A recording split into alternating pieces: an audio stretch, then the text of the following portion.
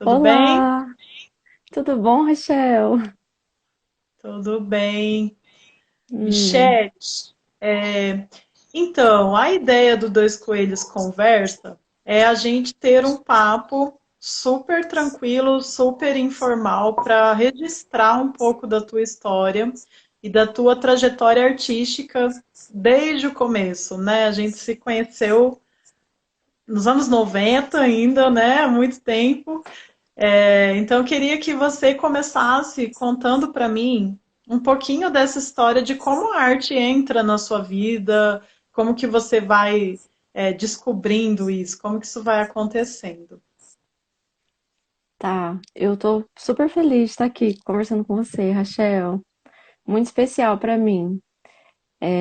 Não só porque a gente se conhece desde que eu sou criancinha, né? Aquela menininha magrelinha, pequenininha, mas também Aham. porque justamente por isso eu acompanhei, né, toda a sua trajetória também e toda a construção que você fez pela cultura em Maringá, que é muito digna de referência, né? Uma referência pra gente. Então é muito especial pra mim estar aqui. Quero muito agradecer, viu? Obrigada, imagina. Eu que agradeço. É, E eu acho que a arte começa assim na minha vida por meio da minha mãe. Inclusive, eu queria muito que ela ouvisse eu falando isso, eu acho que ela ainda não entrou aqui. E a minha mãe sempre foi essa referência artística, porque ela é artista. E desde muito pequenininha eu convivo nesse universo. Tive esse privilégio, tanto pelo teatro, né, que foi onde eu comecei mais novinha, que foi onde eu te conheci. Eu tenho aqui um registro da peça Fuscapé, né? Não, da Companhia Fuscapé, da peça Maringá Cidadania para Todos, que foi em 96, né? Uhum. Então, então é 95, 96 que a gente se conheceu, que eu comecei a fazer teatro, porque minha mãe me levou para fazer teatro. Eu queria muito ter feito balé quando era criança, mas a minha mãe me colocou no teatro, mas que bom também que ela me colocou no teatro. Foi bastante coisa, foi muito importante. Mas também a literatura também foi sempre presente em casa. Minha mãe sempre foi leitora e escritora também, poeta, né? Então, começa assim, né? Começa desde pequenininha por meio da minha mãe e esse tendo despertado em mim esse interesse também, né? Fiz teatro bem novinha, tinha em torno de 9, 10 anos, né? A gente fez Sim, algumas coisas juntas. sim. E como que você, assim, consegue de repente perceber se é que houve, né, assim, exatamente essa percepção de que de repente não ia ficar ali necessariamente no teatro? Como que vai surgindo interesse por outras artes no sentido não só de ler, né, mas também de começar a se expressar, sabe? Como que vai surgindo a produção assim artística? Olha quem entrou aí, ó. Ah, minha mãe. Ó, mãe, depois você tem que assistir de novo, porque eu falei um monte de você nesse comecinho que você ainda não estava. Sim. Então, na verdade, eu acho que se eu não tivesse me mudado de cidade, porque a minha vida sempre foi uma sucessão de mudanças, né? Nunca estive muito tempo no mesmo lugar, o que é uma coisa boa, mas também é uma coisa ruim. Uhum. E eu talvez não tivesse saído do teatro. Eu era muito apaixonada por aquilo, Rachel.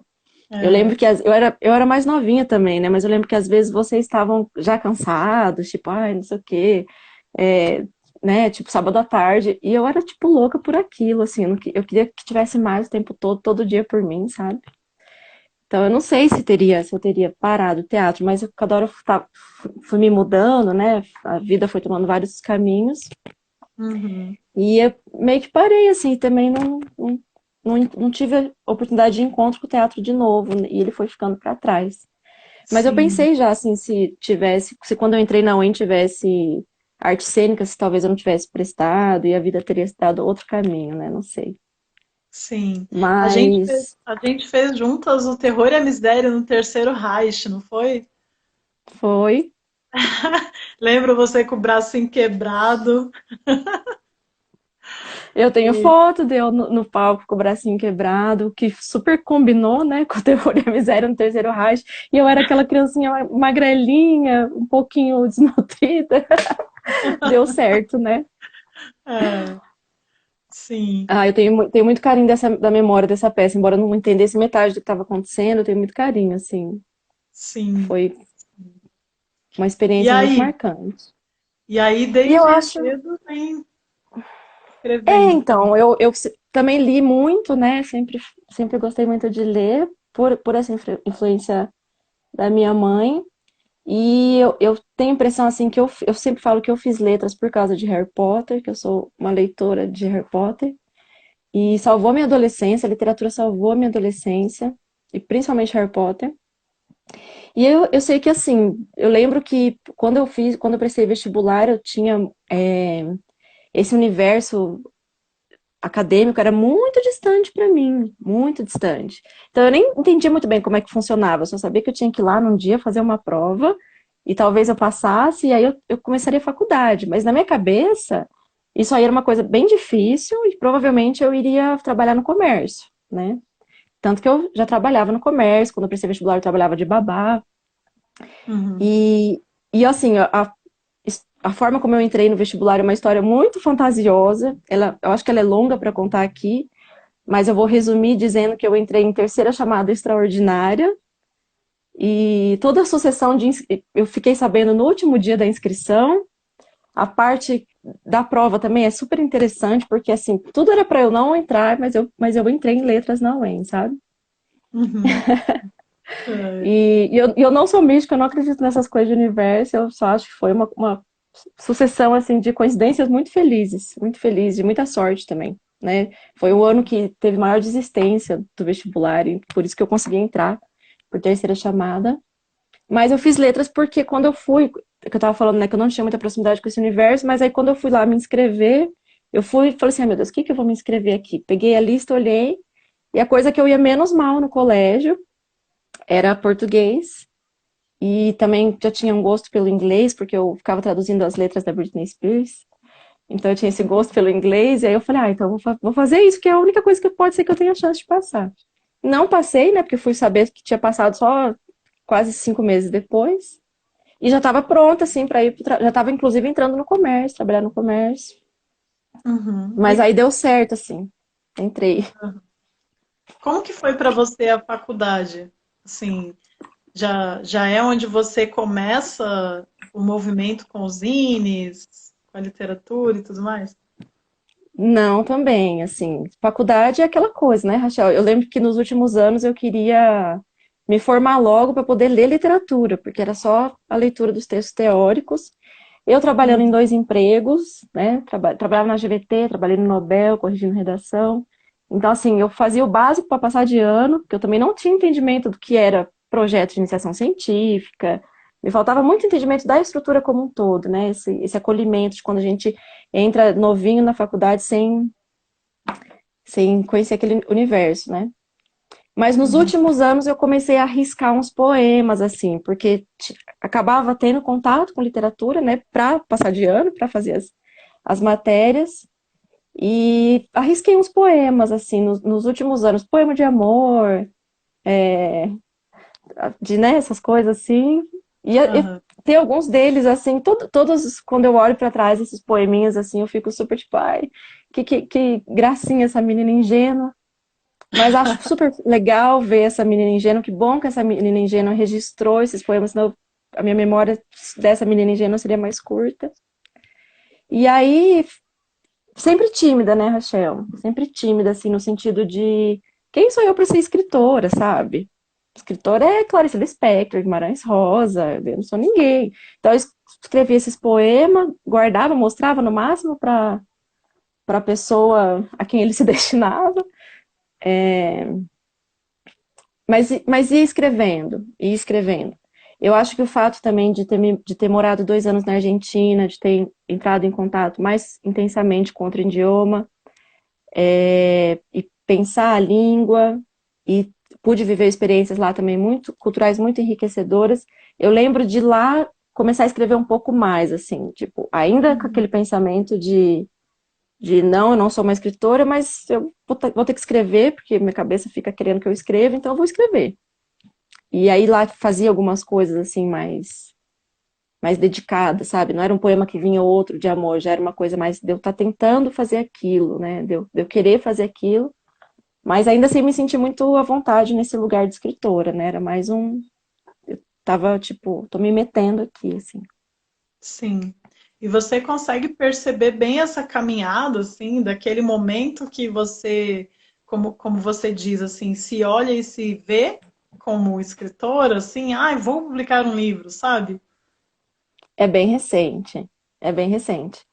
É, eu acho que o coletivo Palavrão foi fundamental para o meu crescimento, porque também eu escrevi assim, né, sem técnica, é muito intuitivo, o que eu acho que é bom, mas não só isso não sustenta, né? Uhum. E então também tinha acho que um pouco de entendimento também, de que eu ainda estava aprendendo a escrever, né? E o palavrão veio assim, intensificar esse aprendizado, porque eu encontrei pessoas muito dedicadas à literatura, pessoas que estavam na universidade com entendimento de como do que elas teriam que fazer lá dentro, diferente da Michelle universitária, né? Da Michelle graduanda. O palavrão, ele começou, na verdade, antes dele ser palavrão, ele era uma oficina que a Thaís Prete dava. Depois Uhum. a Ana Favorinha e a Suelen Domingues, depois quando a Thaís já não dava mais essa oficina, as duas levaram adiante essa oficina com, assim, um trabalho de muito zelo, de muita dedicação e de muito conhecimento também. Apesar da pouca idade delas, né, assim, aprendi muito com elas. E no momento que Uhum. eu comecei a participar da oficina, elas também já estavam querendo mudar um pouco esse formato de oficina para ficar uma coisa mais horizontal, mais participativa. Eu trouxe algumas ideias também, e aí nós fundamos o Palavrão. E foi aí que eu comecei a realmente me dedicar à literatura como um ofício que fazia parte de mim, assim. E me Uhum. entender como escritora, eu acho que eu falo dessa forma assim. Oi, meu nome é Michelle, eu sou escritora. Eu acho que se eu falo dessa forma assim é coisa de um ano no máximo, porque foi o mais difícil foi construir essa autoestima, inclusive, assim, de nomear o que eu sou. Uhum. E tem um marco fundamental, assim, um poema, um acontecimento, alguma coisa que disparou isso, assim, ou não? Quando você Eu viu acho que já foi, era a escritora, sabe? eu acho que foi o fato, assim, de ter recebido algumas validações. Eu tive um conto elogiado pelo Marcelino Freire. Aquilo foi fundamental para mim, porque enquanto eu não ouvisse de alguém assim já reconhecido que, que o que eu estava fazendo tinha algum valor, não era só, né? É, isso me ajudou a forjar essa autoestima. E eu acho que o fato também de ter participado de bastante oficinas de escrita e receber essa resposta, né, das pessoas que estavam ministrando a oficina. Então, eu Uhum. mostrei eu li um texto uma vez, numa oficina do Lourenço Mutarelli. E esse texto também foi muito elogiado. Quem gostou muito foi a esposa do Lourenço Mutarelli, que poucas pessoas sabem, mas ela também é escritora, é a Lucimar Mutarelli. E mas na verdade, quando isso aconteceu, eu já me denominava escritora, mas assim, todas essas validações e essas experiências em oficina tendo alguma resposta, algum feedback do meu texto, acho que foi isso que. E também é uma coisa que a gente discute em oficina, né? A gente fala isso, por que que a gente não se denomina escritora se a gente escreve, se é isso que a gente faz na nossa vida. A gente ainda não ganha Uhum. dinheiro com isso, mas a gente continua fazendo isso, né? Isso está presente na minha vida assim de forma integral, então o que que impede, né, a gente de se apropriar desse nome? Uhum. É, tá aí um mistério, né?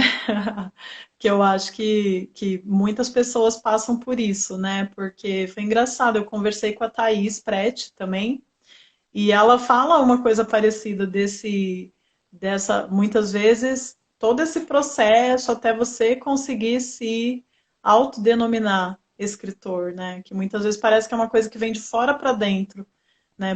Precisa sempre de uma validação externa, de leitores, né? Que te dão esse feedback incentivador para você conseguir se autodenominar, né? É. E eu acho que também é o fato da gente sempre, as referências que a gente ter, ser sempre canônicas. Por mais que a gente tenta furar essa bolha, ainda qualquer meio assim mais institucionalizado não abre espaço para escrita independente, é sempre as escritas canônicas. E aí você fica pensando que você não é ninguém perto daquele pano de fundo, né? É tipo um, um fantasma que fica aqui, né? Falando que você não é ninguém. E também E eu porque acho tem que vem uma. muito disso. É difícil publicar, né? Aí, às vezes, a gente fica na onda que, por, de repente, às vezes não ter conseguido uma publicação do jeito que a gente idealiza, do jeito que a gente quer, tem essa, né, essa dificuldade, assim, de. É difícil publicar, com certeza. Agora que você falou isso, eu pensei assim, que talvez esse seja um dos marcos também de eu me nomear enquanto escritora, que foi depois que eu fiz esse zine aqui, eu vou mostrar pra vocês, com as Uhum. próprias mãos, que eu acho que foi o zine que eu fiz assim, com mais. Ah, ele ficou muito bonitinho demais, ficou muito trabalhadinho, muito arrumadinho, muito maravilhoso. Acho que eu, assim, no próprio processo de fazer ele, eu já tava com mais autoestima, então já fiz ele, tipo, mais, nossa, bagacei nesse zine profissional, né? Preciso, agora só falta publicar um livro. Então acho que também foi esse marco, assim, porque antes eu já tinha feito zines que eu, às vezes, tinha vergonha de mostrar para os outros, tinha participado de zines coletivos. Esse aqui não é meu Uhum. primeiro, mas é o primeiro que eu realmente vendi para as pessoas, tentei distribuir ele da melhor forma possível. Aham. E Se eu aí, fosse escolher um marco, seria esse, assim. sim, sim.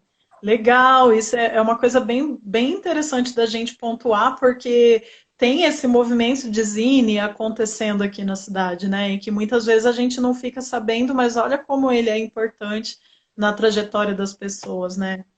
Não sei se tem Exato. alguma coisa mais que você queira comentar sobre esse ponto dos zines, né? Porque você já fez vários, né? Vários outros também e tal. Como que você vê essa cena, assim? Como que teve importância, além dessa que você acabou de falar, mas como que continua na sua história, na sua trajetória, o movimento com os zines? Que o Bruno Barra É, tem, ó, eu não tenho.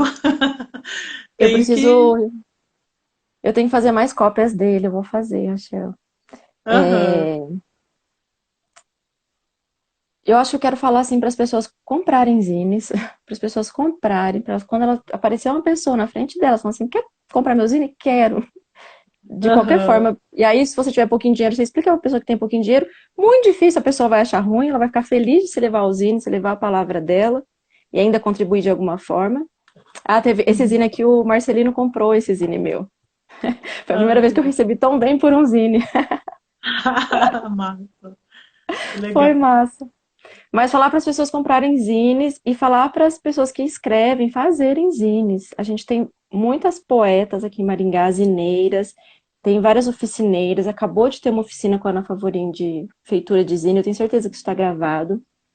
E a gente fica com Uhum, vergonha mesmo de lançar para o mundo, mas não tem outro jeito, porque ao mesmo tempo a gente quer ser lido, a gente quer ter retorno, a gente não quer ficar falando sozinho.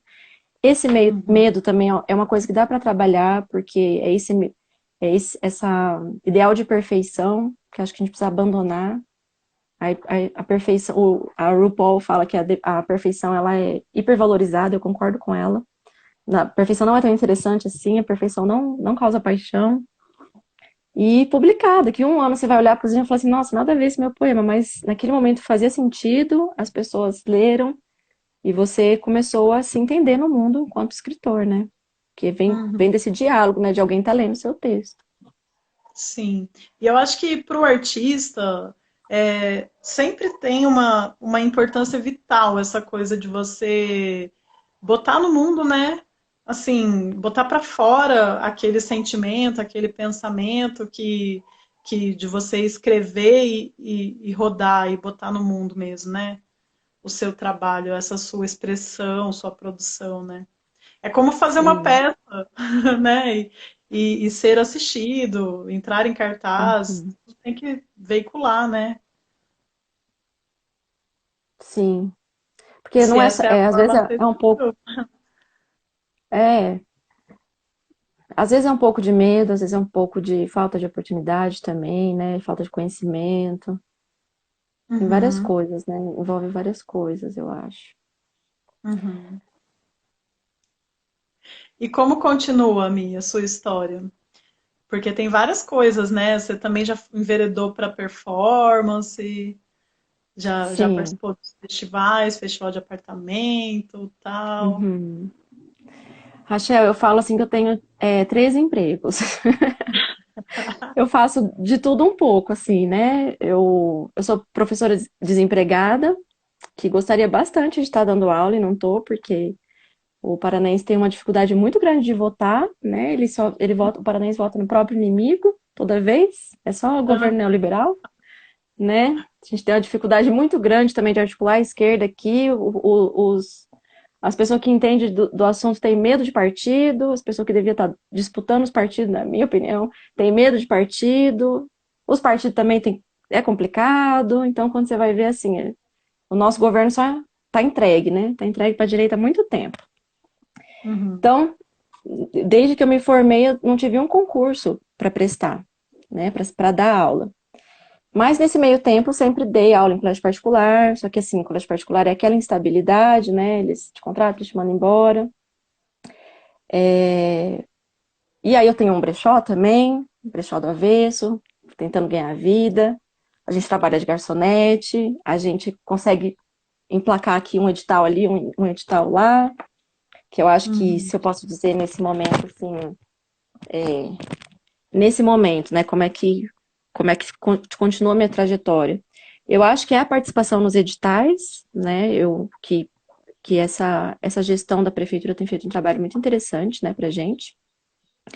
É, eu consegui ofertar uma oficina, ministrar uma oficina por meio da plataforma Formar, né, da CEMUC, que é a Oficina Mulher de Palavra, que eu fiz, assim, uhum, uma trajetória das mulheres escritoras do Brasil, justamente nesse intuito, né, nessa descoberta da minha identidade enquanto mulher, LGBT, escritora, e o quanto essa sempre foi identidade invisibilizada no mercado editorial, né? uhum. Que foi tua E pesquisa, né? mais ou Pesquisa. menos, mais ou menos, eu pesquisei feminismo e literatura brasileira, né? Uhum, É, no uhum. mestrado, que é outra coisa que a gente vai lá e faz, porque vamos lá, vamos tentar entrar na academicimento, que é mudar ela de dentro para fora, mas aí Uhum. muda o governo, vem um governo que te atropela, o teu sonho que estava ali há 4 anos muda para 16, tudo Ah, isso. sim. E mas aí eu consegui esse edital, acho que foi o momento assim que consegui certa visibilidade, né, que a prefeitura me viu. E depois disso eu também passei em outro edital, que é o Arte Ponto a Ponto. Ele acabou de ser entregue, assim. Tem alguns poemas meus pela cidade, alguns pontos de ônibus, com ilustração do Tiago Calef, que é um artista aqui de Maringá. Uhum. E o Aniceto Mate, né, que eu passei na última edição do Aniceto Mate. E estou só esperando os processos burocráticos do prêmio para publicar um livro, finalmente. Que massa. E esses foram os primeiros projetos, os primeiros editais que você escreveu e já passou? For, for. Ai, que massa. Arrasou. Normalmente, nem sempre é assim, viu? Que coisa Então, boa. mas aí que vem a coisa da autoestima. Eu vou contar isso pra vocês. Antes de me inscrever no Aniceto Mate, eu marquei uma sessão com a minha terapeuta, porque eu não queria me inscrever no Aniceto Mate, porque eu estava muito cansada e dava muito trabalho. Eu estava trabalhando muito, eu estava trabalhando e fazendo bacharelado em tradução, né? E eu Uhum. ia consumir o meu pouquinho tempo assim de descanso para me inscrever no edital, porque é um processo super difícil. Eu não tenho letramento naquilo, assim, eu sofro para entender o que está acontecendo ali. A leitura de. Agora a gente está formando, né? Ainda assim, toda vez eu penso, nossa, eu acho que eu li, eu acho que eu entendi, mas eu devo estar completamente enganada. Mas eu marquei essa sessão para falar, não, não tenho tempo, eu vou ficar muito cansada, melhor deixa.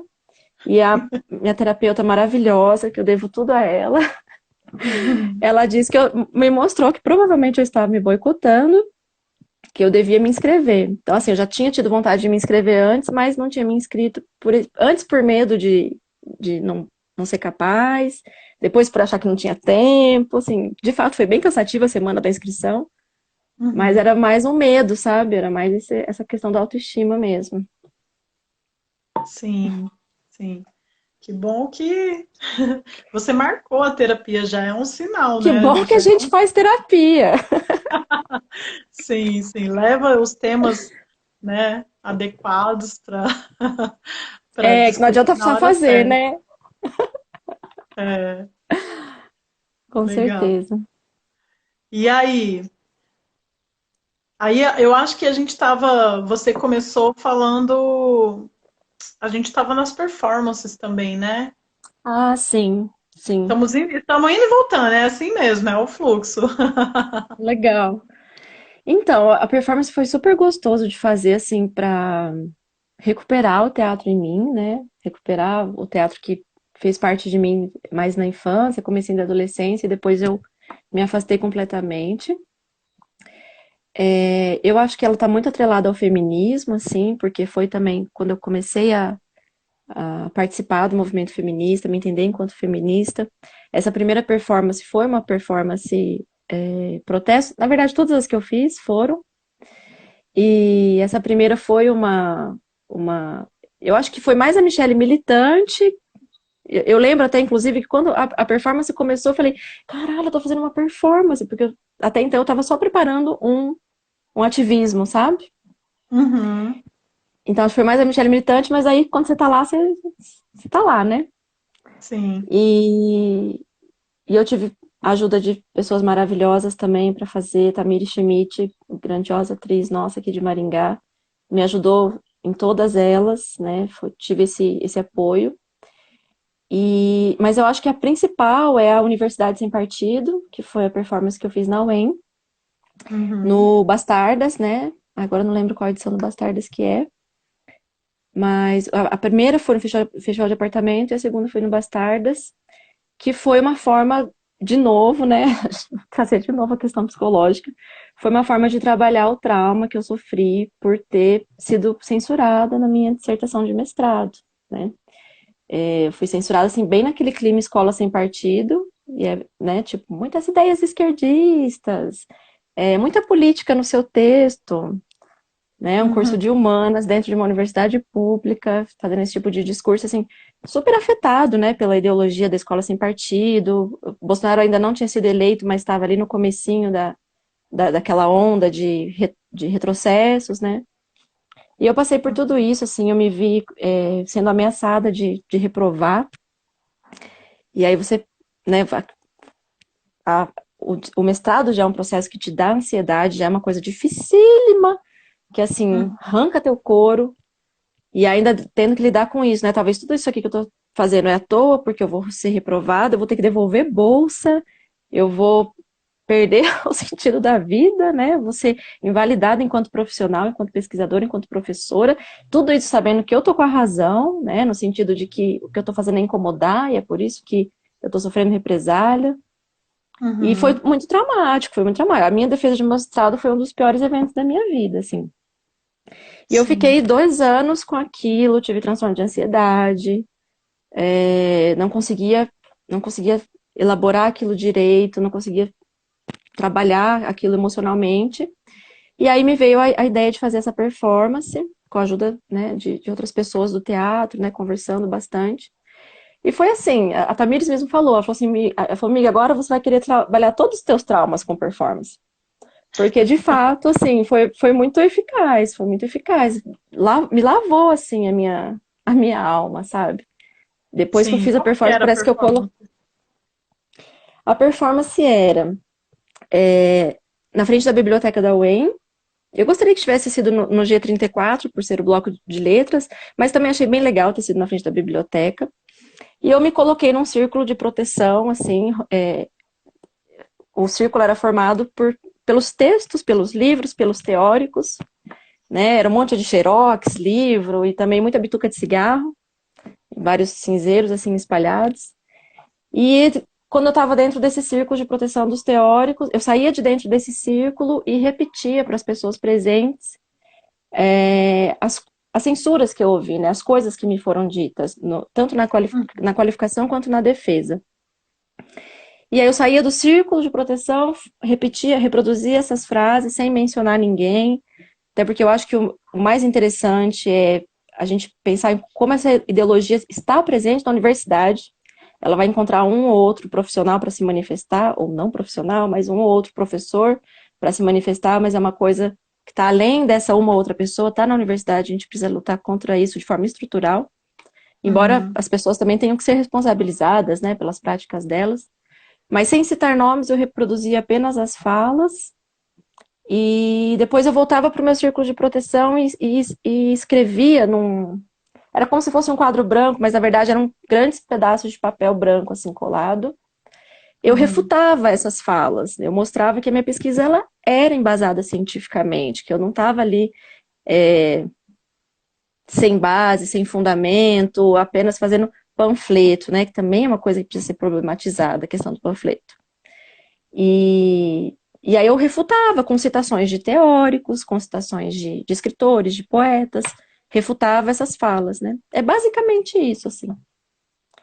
E me lavou a alma, assim, foi um processo, foi uma forma de elaborar esse sentimento e agora conseguir falar sobre isso de uma forma já distanciada, já entendendo, né, que cada pessoa, que papel cada pessoa lhe desempenhava, a importância de eu ter desobedecido, mesmo perigando reprovar, né, eu acho que foi por muito pouco, no momento da defesa eu discordei, assim, tremendo, achando que eu ia reprovar, e eu não reprovei, que bom, né, então foi muito importante ter desobedecido.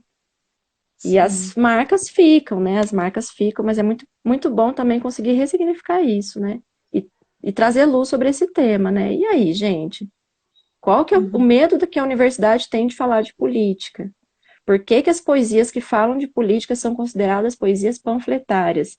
Então, quando eu não falo de política, eu não estou fazendo nenhuma espécie de propaganda, eu não estou fazendo propaganda não política. Quando eu escrevo um poema só falando sobre um vaso, isso também não é ideológico? Só é ideológico quando eu falo socialismo, feminismo, racismo. Então, acho que é uma coisa que as pessoas precisam pensar mais, porque se tornou um lugar muito fácil de crítica, Rachel. É simples, não, o seu trabalho é panfletário. Ponto. Parece que você não precisa sustentar essa argumentação. Parece que é ponto pacífico. E não é ponto pacífico. Sim. O panfletário também é estética, né? Sim, sim. Eu lembro que você, ano passado, participou da Só em Cena com um poema chamado Panfleto, né? Que também falava sobre esse tema, que foi super legal. Então, assim, para além da performance, ainda inspirou outros textos e outros poemas, né? Sobre um tema que me parece não é tão abordado, né? Parece uma coisa meio tabu, porque você falar sobre isso, né, é questionar isso, dá um medinho, assim, das pessoas. É tabu, Rachel, é tabu. Você falar sobre política é tabu. Né? Então, assim, e essa foi uma das sugestões que eu recebi das professoras que me avaliaram. Elas falaram assim, a gente concorda com você, a gente também é de esquerda, só que você precisa tomar cuidado com quem vai ler o seu trabalho, que se o pessoal lá da CAPES fica sabendo que tem um texto assim com tanta ideia política, a gente vai ter problemas. E entende a postura? São pessoas que também se consideram de esquerda, que também vivem as suas opressões, vivem suas lutas, mas que diante dessa opressão, elas escolheram não lutar, porque a academia é uma coisa que você não mexe, é uma coisa sagrada. Política é uma coisa que você não mexe, não pode falar de política, lembra? Futebol, política e eu tenho outra coisa, né? Religião. E são justamente sobre essas coisas que a gente precisa falar, né? Exatamente. E você... Pode falar. Eu tenho um poema aqui, o poema panfleto. Você acha interessante ler? Sim, leia pra gente, por favor. Eu acho que vai ser legal porque a gente está falando sobre isso, então as pessoas vão ter o poema com o contexto. O nome do poema é Panfleto. Extra, extra. Informação censurada na academia. Uma bandeira foi erguida e nela dizia: não levantar bandeiras. Mordaças gritavam: proibido tomar partido, explicitamente. Melhor fazer assim. Diz farsa. Corta essas e essas palavras. Substitui por outra a temida teoria. E metaforiza as ideias esquerdistas. Mas o que fica? Silêncio. Ciência. Era imposta a resistência pacífica. No micro, o macro.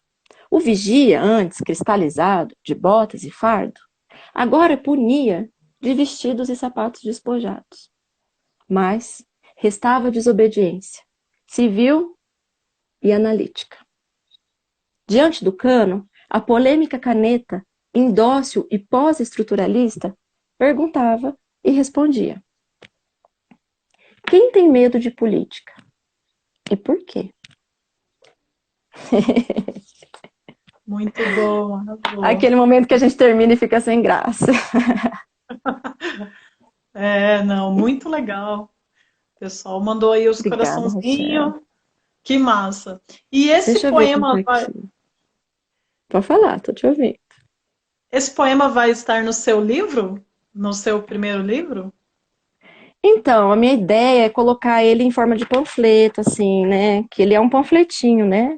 Que eu sou muito Uhum. panfletária. A minha ideia é colocar ele em forma de panfleto. Muito panfletária. Olha os corações aí, ó, vindo para você. Obrigada, gente. Meu coração tá todo de volta aqui, assim, ó. Obrigada por vocês estarem aqui comigo. Então, como é que você vê, Michele, o seu trabalho poético? Assim, já que a gente está falando sobre panfleto, né, sobre política, isso está no seu, é como você identifica o seu trabalho? Tipo, tematicamente falando, suas inspirações, suas referências, sabe? Uhum. Como que você fala sobre? Também, com certeza também, a grande fonte, ela é uma grande fonte de inspiração para mim, de paixão principalmente. Então, com certeza está presente no que eu escrevo, mas não só, até porque política não é só partido, guerra, Uhum, manifestação, eleição, né? Então, assim, tem outras coisas também. Eu procuro não me limitar muito.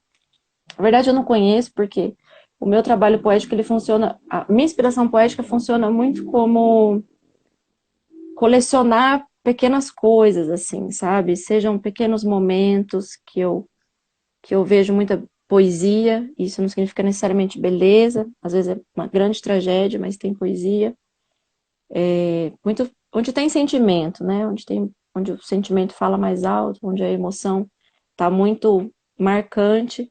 Eu coleciono esses pequenos momentos do dia a dia, uma coisa que uma pessoa falou, uma coisa que eu olhei assim e de repente tá ali, uma bacia dentro do meu quarto, por exemplo.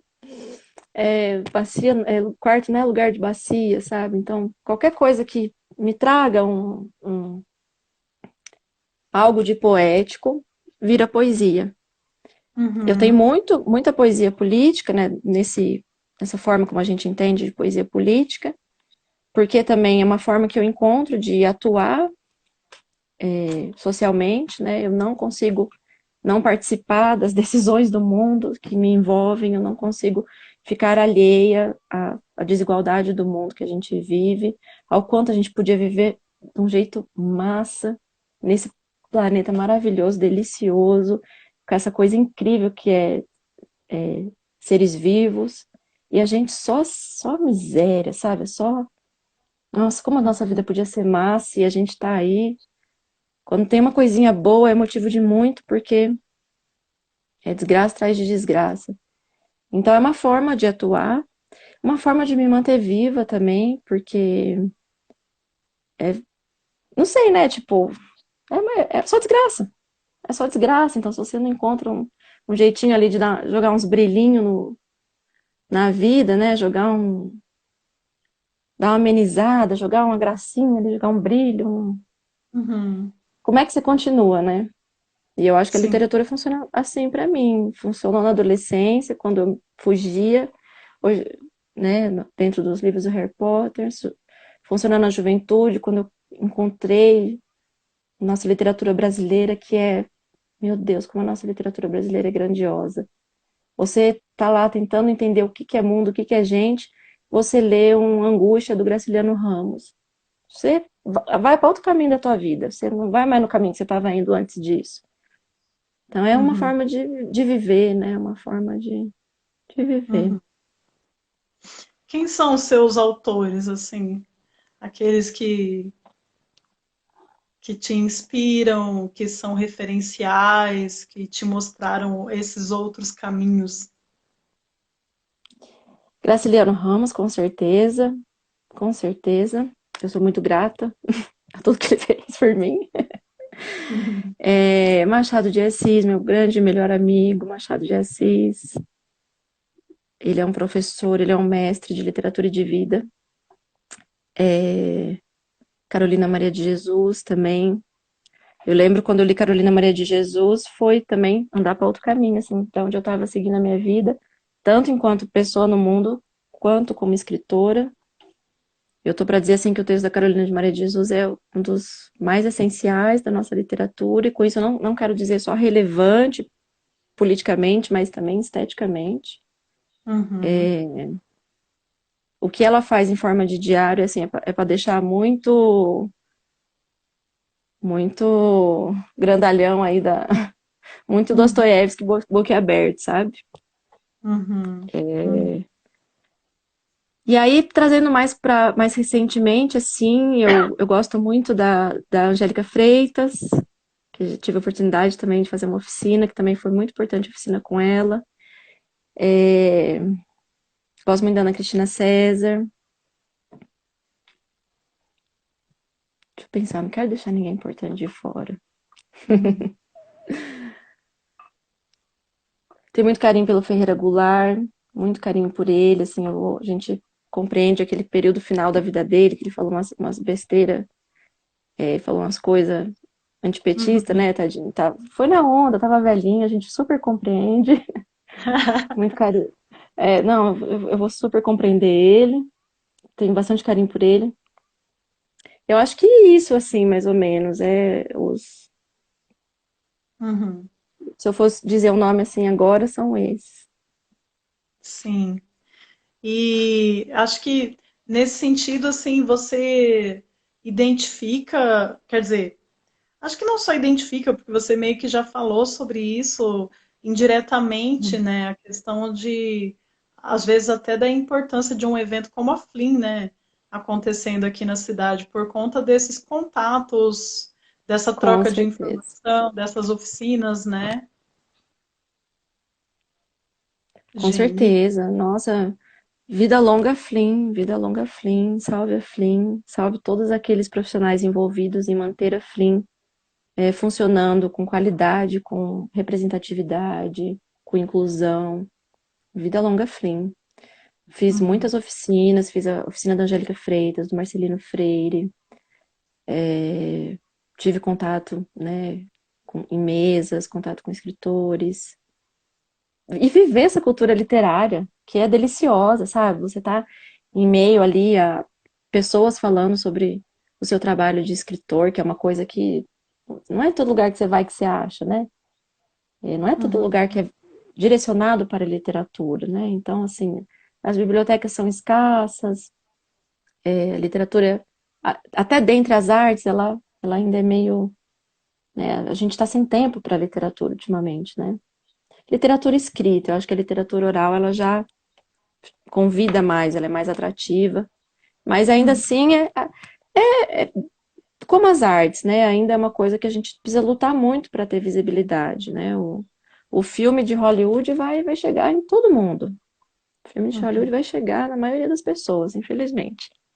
Agora, a cultura local, a cultura não só local, mas uma cultura genuinamente nossa, né? Não vinda de lá, de cima para nós, é mais Uhum. difícil, né?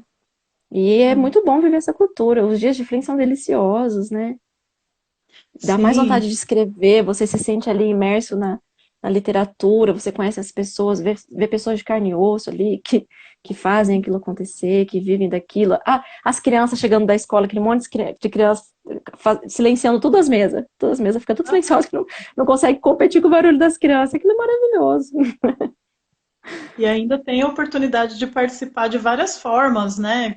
Nos stands lá teve o Reexistir, né? Nas últimas, ou na última edição presencial, né? Da Flynn. Você participou também, né? Os coletivos estavam bem Participei, envolvidos. o Palavrão tava levando o stand Resistir, que é um stand que vem resistindo também por meio de vários autores independentes aqui da nossa cidade, né? Pessoal do Palavrão, pessoal do Slam, pessoal do Ghost, Uhum, né? Todo mundo sim. fazendo essa Maringá tá, literatura. sim, Maringá está numa fase bem interessante nesse sentido, porque a gente também está com um movimento bem forte com o Islã, né? O Islã Pé Vermelho, teve o Islã das Minas, que você participou também, né? Ganhou. Uhum. Entre o Islã para comunidade surda, né? Que inclusive teve nesse final de semana e tal. Isso é muito, isso é muito legal, né? Assim, acho que agita muito e estimula muito o movimento, né? Muito. Eu vejo, assim, diferença em Maringá depois de certos agentes, né? Agentes artísticos, políticos, certas. Né, eu vejo outra Maringá depois do movimento Bate Mulher, por exemplo. Eu vejo outra Maringá depois do movimento do Islã. São Uhum. coisas assim que a gente tem. A nossa cidade tem que ser muito grata, porque transformaram a nossa cena, né? Deixaram ela mais inclusiva, ela mais popular. Mesmo estando ainda na luta, né? Que a gente sabe que é luta. Cultura ainda é Uhum. luta, né, Rachel? Você bem sabe.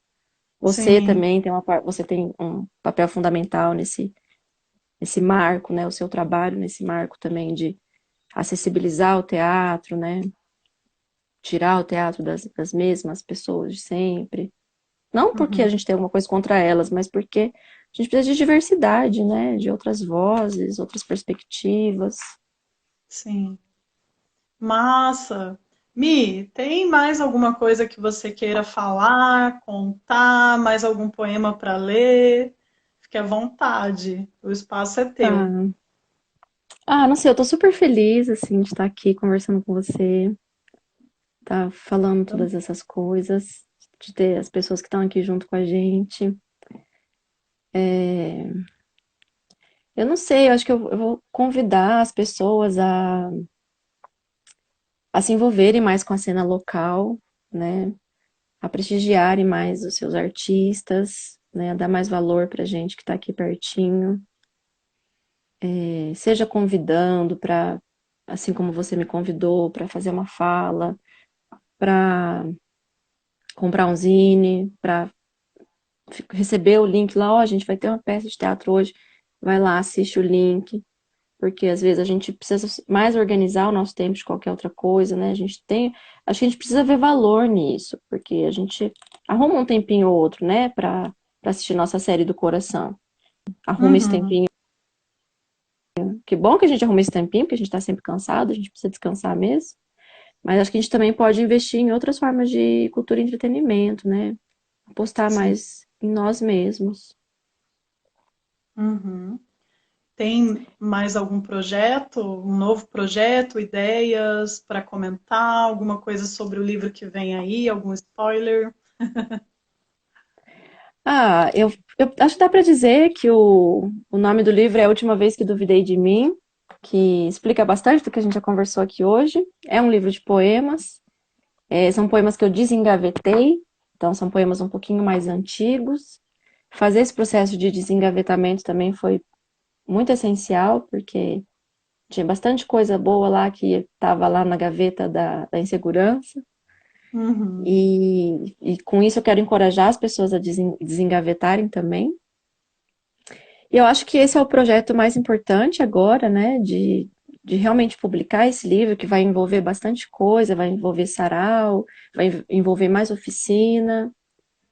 E eu continuo escrevendo, tenho feito outras coisas, tô tentando aí um projeto de dramaturgia, um, escrevi também um roteiro, vamos ver se vai dar certo, da gente ser contemplado nesse um edital que a gente está tentando aí, eu e outros profissionais aqui de Maringá.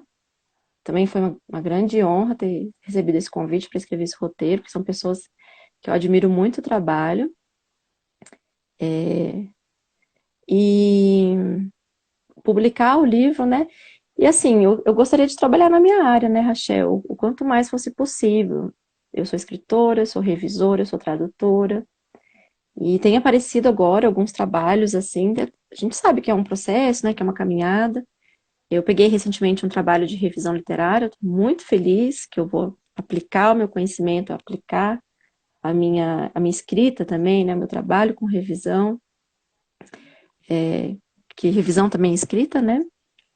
Uhum. E, e é isso, assim, continuar nessa luta que é a gente ser artista, né? Sim. Ó, a Aline disse aqui que você está escrevendo o livro de nós tudo. Ai, sim, tem esse projeto que é escrever um livro sobre a minha família, porque eu acho que são muitas histórias para falar, né, sobre essa família de mulheres neuroatípicas, feministas, guerreiras. Mas Uhum. tá difícil, menina, tá difícil, porque envolve mexer em trauma, em memória. E também muito por uma questão de tempo, né, Rachel? A gente tá sempre fazendo alguma coisa diferente, né? Aí tem sempre coisas mais urgentes, com prazo, e quando você vê os projetos que não têm prazo ainda, eles vão ficando para depois. Mas tem Sim. tem esse projeto, quero muito escrever uma autoficção, assim, contando a história, começando lá na minha bisa e vindo até nós, assim. Uhum. Que legal. Ah, então é isso, Mi. Vou agradecer pelo tempo, pelo compartilhar, por abrir aí o baú de memórias dessa história comigo, com a gente. Agradecer a todo mundo que acompanhou a live aqui. Vai ficar salvo para quem perdeu o comecinho assistir depois. Aproveita e deixa o convite para as pessoas que estão aí com a gente, que vão assistir depois, seguirem as nossas páginas, né? A Dois Coelhos Comunicação e Cultura.